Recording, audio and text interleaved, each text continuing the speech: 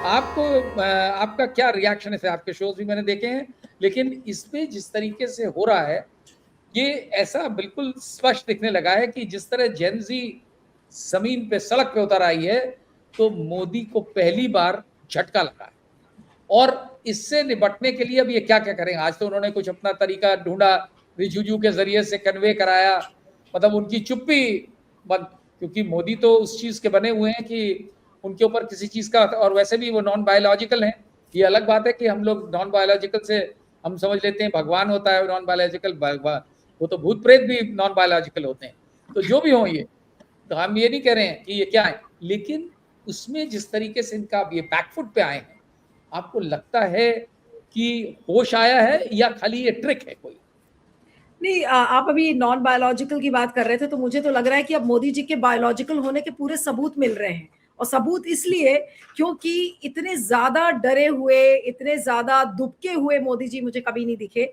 और जिस तरीके से जन सैलाब कल स्टूडेंट्स का दिखा, और अगर आप 13 साल 14 साल के बच्चों के ऊपर अगर आप लाठी बरसाने के लिए तैयार हैं अपनी पुलिस द्वारा, और जो कि हर कानून का उल्लंघन है। आप सोचिए, जुवेनाइल जस्टिस एक्ट के खिलाफ है, 14 साल के बच्चों को आप पीट रहे हैं।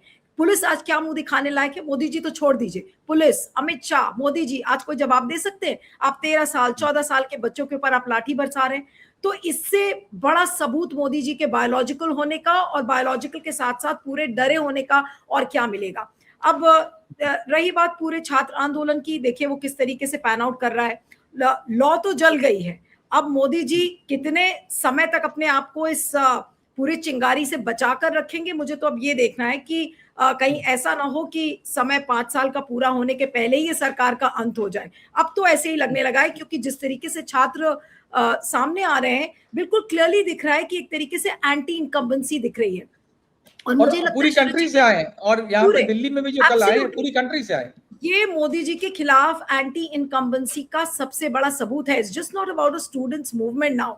लोगों ने 12 साल तक जो गुस्सा अपने अंदर भर के रखा हुआ था, लोग डरते थे कि अरे छोड़ो, नहीं बोलेंगे, अरे क्या होगा, बोल देंगे तो जेल हो जाएगी, अरे बोल देंगे तो कहीं ऐसा ना हो यूएपीए का केस लग जाएगा, अरे जर्नलिस्ट भी सोचते थे कि अरे छोड़ दो, बैलेंस करके चलते हैं, क्या फायदा पंगा हाँ, लेने से। हाँ। वो सारा, उस डर की धज्जियां उड़ गई हैं। छात्रों ने ये दिखा दिया कि डर के आगे जो सबसे बड़ी जीत होती है, वो छात्रों ने जीत आज हासिल करके दिखाई है। और आज इसीलिए मुझे लग रहा है कि मोदी जी के लिए इन 12 सालों में अगर मोदी जी का ग्राफ देखा जाए पॉलिटिकल करियर का, तो ये बिल्कुल आप जिसे कहते हैं अल्टीमेट डिक्लाइन वाला पोजीशन है ये मोदी जी का। अब ये यहाँ से उठेंगे कैसे? अब आप ये सोचिए, आज जो सिट इन प्रोटेस्ट हुआ था कांग्रेस द्वारा 3:30 बजे 7 लोक कल्याण मार्ग के सामने, वो क्या बताता था अपने आप में? वो तो अपने आप में ही एक ऐसा ऑप्टिक्स था जो 12 सालों में कभी किसी ने सोचा ही नहीं होगा। सोचा है। जो भी 7 लोक कल्याण मार्ग से निकलता था शरद जी, वो कहते थे अरे आप यहाँ खड़े नहीं हो सकते क्योंकि मोदी जी का यहाँ बंगलो है, पीएम का रेजिडेंस से खड़े नहीं हो सकते। वहां परिंदा पर नहीं मार सकता था। नहीं मार आज सकता। परिंदा तो छोड़ दीजिए, कांग्रेस का पूरा हुजूम अपनी लीडरशिप को, रीजनल लीडरशिप को लेकर आ गया। और नारे क्या लगा रहा था? मोदी इस्तीफा दो, मोदी शाह साहब इस्तीफा दो, और इस तरीके के नारे लग रहे थे। तो इससे बड़ा सबूत और क्या हो सकता है कि राजा अपनी बिल में दुबक गया और अब वो सोच रहा है कि भाई कवर फायर कहां से ले। तो उन्होंने क्या किया?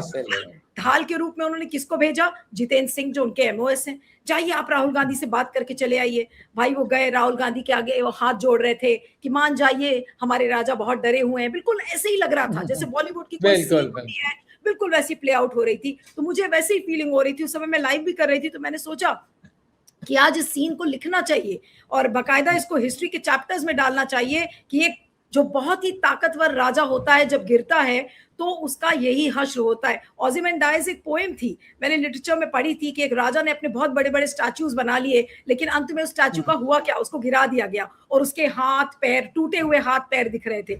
वही चीज आज बिल्कुल मुझे मेरे दिमाग में प्ले आउट होती हुई नजर आ रही थी। कीट्स की लिखी हुई वो सॉरी शेली की वो लिखी हुई पोएम है, पीबी शेली की, Ozymandias. It's a heartening poem.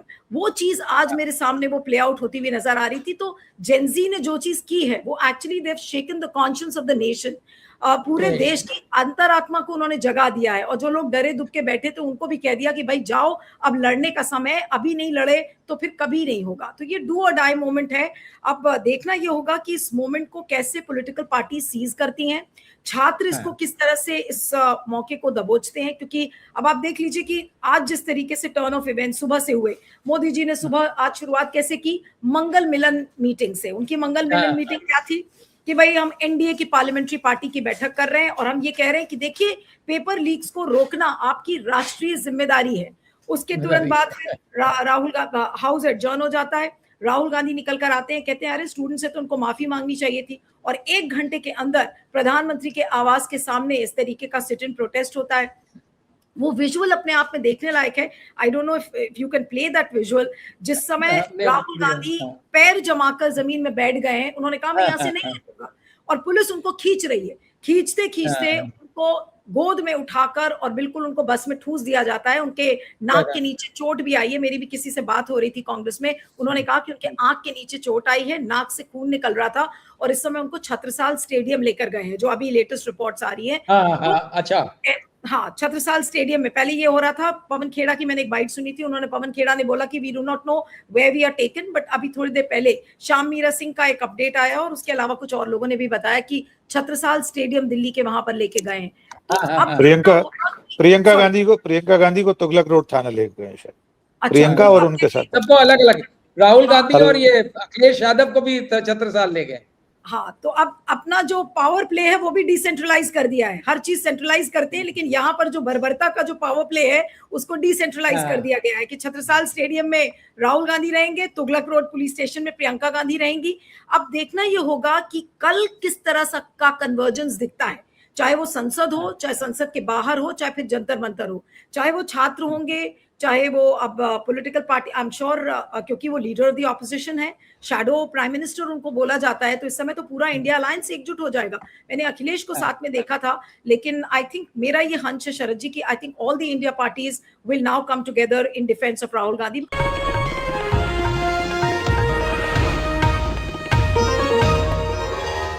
Copyright disclaimer under Section 107 of the Copyright Act 1976. Allowance is made for fair use for purposes such as criticism, comment, news reporting, scholarship, and research. Fair use is a use permitted by copyright statute that might otherwise be infringing.